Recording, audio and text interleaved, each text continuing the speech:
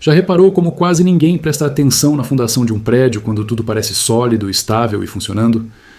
A base só vira assunto quando surgem rachaduras, estalos estranhos, sinais de que algo que parecia eterno talvez não seja tão inabalável assim. No sistema financeiro global, durante cerca de 8 décadas, existiu uma fundação que sustentou praticamente tudo: os títulos do Tesouro dos Estados Unidos, conhecidos como Treasuries. Por muito tempo, eles foram tratados como o ativo mais seguro do planeta, o verdadeiro cofre da humanidade, onde países inteiros guardavam suas reservas para atravessar crises, guerras, recessões e choques inesperados. A ideia era simples: enquanto houvesse treasuries, haveria estabilidade. Mas a história nunca é estática. O que parecia consenso absoluto começou a mudar de forma silenciosa, sem grandes anúncios, sem pânico midiático, sem manchetes alarmistas. A transformação não aconteceu na superfície, e sim nos bastidores, dentro dos bancos centrais, nas mesas de estratégia monetária e nas decisões frias de quem administra trilhões de dólares. Enquanto a maioria das pessoas seguia olhando para gráficos de curto prazo, uma mudança estrutural estava em andamento. O grupo de países conhecido como BRICS passou a redesenhar, pouco a pouco, a arquitetura de suas reservas internacionais. Não se trata apenas de política, discurso ou alinhamento ideológico. Trata-se de sobrevivência financeira, autonomia estratégica e proteção contra riscos que antes não eram considerados relevantes.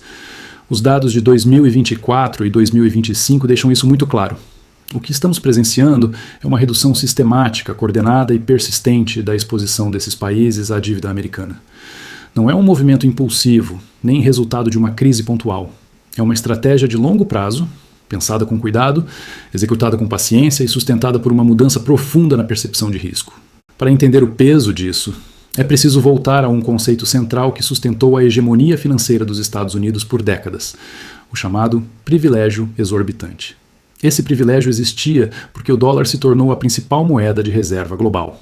Como consequência, os Estados Unidos podiam emitir dívida em sua própria moeda, e o mundo inteiro aceitava comprar. Governos estrangeiros, bancos centrais e grandes instituições absorviam esses títulos, permitindo que Washington financiasse seus déficits com juros baixos e prazos longos. Era um arranjo confortável.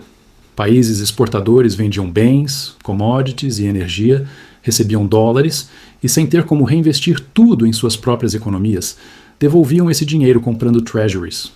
O sistema se retroalimentava. Os Estados Unidos gastavam, o mundo financiava e a confiança sustentava tudo. Só que confiança não é um ativo eterno. Ela depende de previsibilidade, neutralidade e, acima de tudo, da sensação de que as regras do jogo não mudam conforme conveniências políticas. Nos últimos anos, essa sensação começou a se deteriorar. O uso do sistema financeiro internacional como instrumento de pressão geopolítica funcionou como um choque de realidade para muitos países.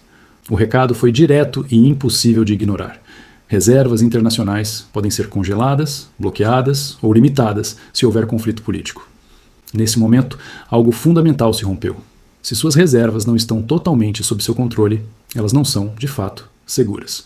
Foi aí que o ativo considerado livre de risco passou a carregar um risco novo, invisível por décadas: o risco político. E nenhum país sentiu isso com tanta clareza quanto a China. Durante anos, a relação entre China e Estados Unidos foi marcada por uma interdependência financeira profunda. A China acumulava enormes superávites comerciais e reinvestia boa parte deles comprando dívida americana. Em 2013, suas reservas em treasuries chegaram a cerca de 1,3 trilhão de dólares. Era um volume gigantesco, símbolo máximo desse arranjo global. Essa fase, porém, ficou para trás. Os números atuais mostram uma redução drástica. No início de 2026, as posições chinesas em títulos do Tesouro americano giram em torno de 680 bilhões de dólares, abaixo da marca de 700 bilhões. Isso representa uma queda próxima de 40% em relação ao pico histórico. Não se trata de um ajuste técnico ou de uma flutuação passageira. É uma mudança deliberada de estratégia. O mais importante não é apenas o fato de a China estar vendendo treasuries, mas o que ela faz com esse capital. Parte significativa desses recursos está sendo direcionada para projetos de infraestrutura na Ásia, África e Oriente Médio, dentro de iniciativas que buscam ampliar sua influência econômica e reduzir a dependência do dólar nas transações internacionais. Outra parte relevante está sendo convertida em ouro físico.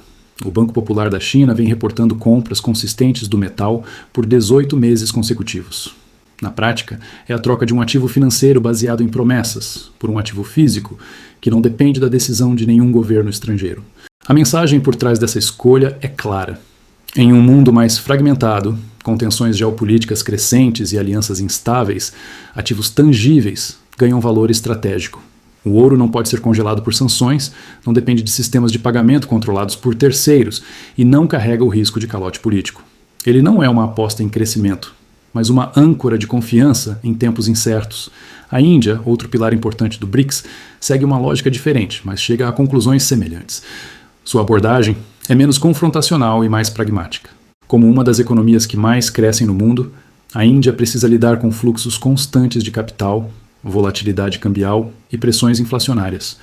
Os dados mostram que, em um período recente de 12 meses, o país reduziu suas posições em títulos americanos em cerca de 51 bilhões de dólares, trazendo o total para algo próximo de 190 bilhões. Essa redução não significa ruptura, mas gestão ativa.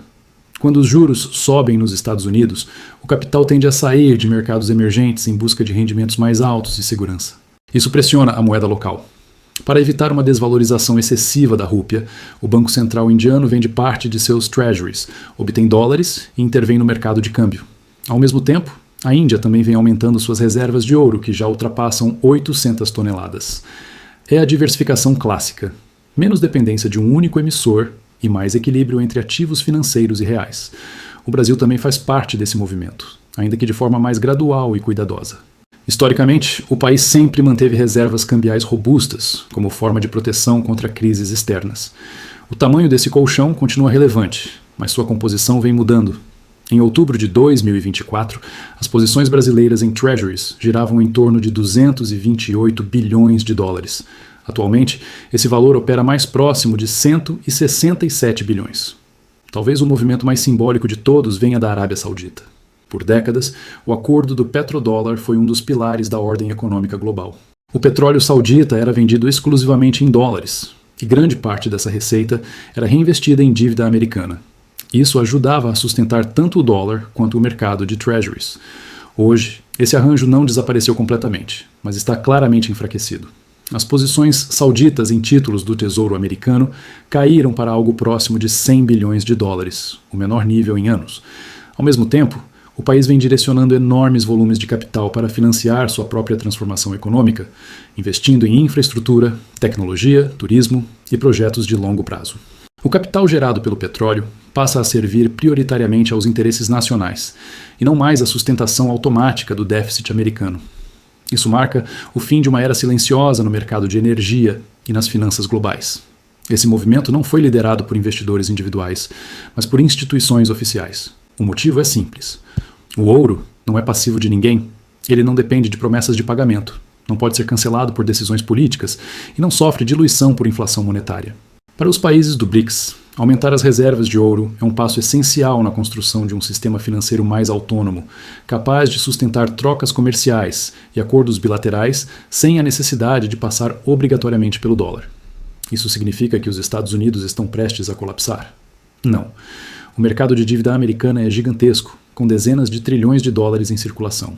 Ainda há muitos compradores, e o dólar continua sendo a principal moeda de comércio internacional. No curto prazo, não existe um cenário de quebra ou colapso iminente. Porém, existe uma consequência prática que não pode ser ignorada: a dinâmica da oferta e da demanda. Os números do BRICS não apontam para um colapso, mas para uma busca crescente por autonomia. O sistema internacional caminha de um modelo unipolar para um arranjo mais fragmentado e multipolar, onde cada país tenta construir sua própria fortaleza financeira. Promessas futuras de pagamento dão lugar a ativos reais. Dependência cede espaço à diversificação. Confiança cega é substituída por cálculo estratégico. O dólar continuará relevante, mas não reinará mais sozinho. Nesse novo tabuleiro global, quem controla recursos reais, quem possui ativos tangíveis e quem reduz vulnerabilidades externas ganha poder de barganha. A fundação do sistema ainda está de pé, mas as fissuras já são visíveis para quem sabe onde olhar. E quando a base começa a mudar, todo o edifício precisa se adaptar.